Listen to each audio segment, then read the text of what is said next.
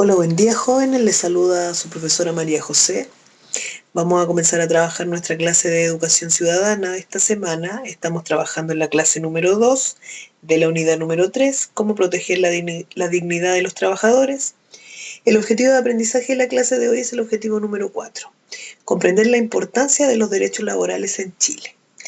Antes de comenzar, me gustaría que tuvieran su cuaderno, su lápiz a mano para ir tomando apuntes respecto a lo que vamos trabajando. Lo primero que vamos a realizar es revisar la actividad de la clase anterior. Aquí está la pauta de corrección. Ustedes debían crear una línea de tiempo en que estuviera el título, hablar de 5 hechos que estaban en su texto escolar. Como no aparecían los años, podían poner los siglos y dar la descripción de cada uno de ellos. Inserción al capitalismo internacional, expansión del trabajo urbano, surgimiento de la organización obrera, primeras leyes de protección del trabajo, la consolidación de los derechos laborales. Y debía llevar una imagen de cada uno de los hechos que ustedes debían describir en su línea de tiempo. Si ustedes hicieron algo similar a esto, se va a ver reflejado en la calificación de su evaluación.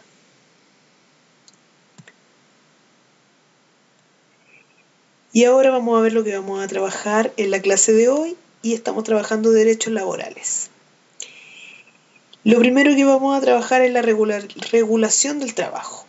En la actualidad, los principales reguladores de las condiciones en que trabaja la población son los 3 poderes del Estado. ¿Ya? Para ello deben legislar y hacer cumplir las leyes que reglamentan el empleo, como por ejemplo el máximo de horas de trabajo diario y semanal, el valor del salario mínimo o las condiciones particulares en que distintos trabajos deben realizarse. Esta regulación, que hoy en día forma parte integral de todo Estado democrático, es el resultado de largos procesos de negociación, de enfrentamiento, de consenso entre sus 3 principales actores, ¿ya? Trabajadores, empleadores y el Estado. Con los hechos que ustedes trabajaron de la clase anterior se ven también varios de las negociaciones, enfrentamientos o consensos que se realizaron para llegar a lo que es hoy en día. El Código Laboral chileno, ¿ya?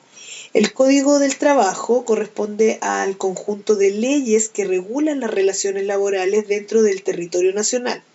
Determina los derechos y obligaciones de trabajadores y empleadores y establece las condiciones de seguridad social en que se desarrolla. Acá, cuando uno ingresa a un empleo,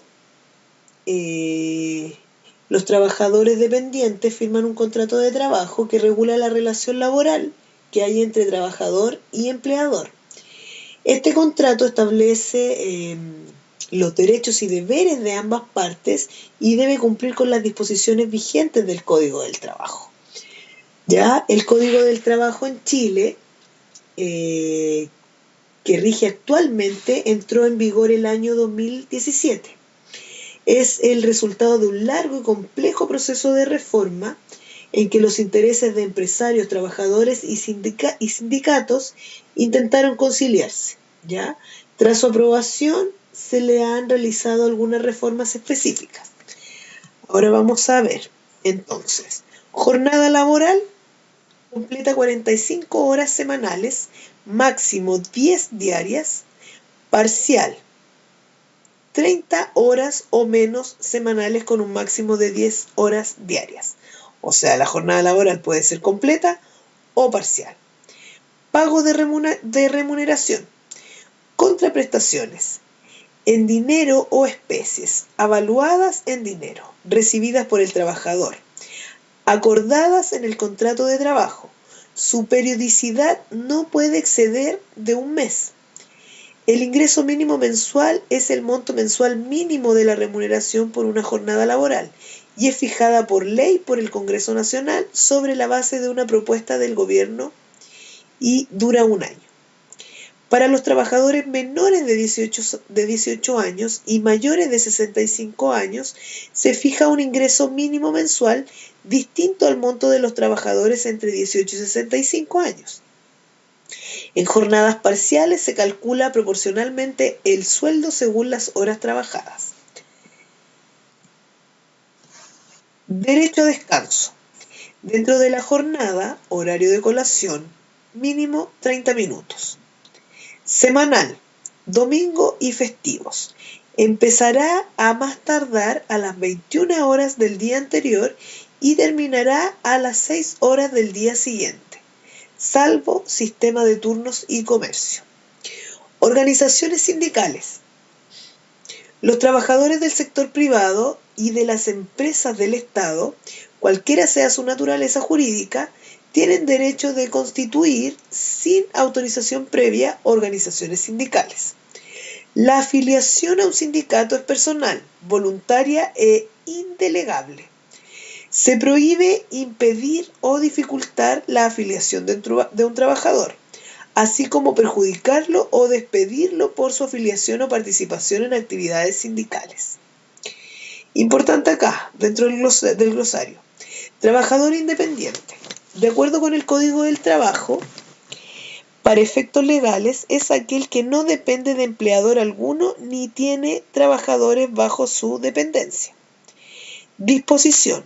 Orden o mandato dado por una autoridad pertinente. Contraprestación. En derecho es lo que debe la parte contratante en compensación por lo que ha recibido o debe recibir de la otra. Cotización.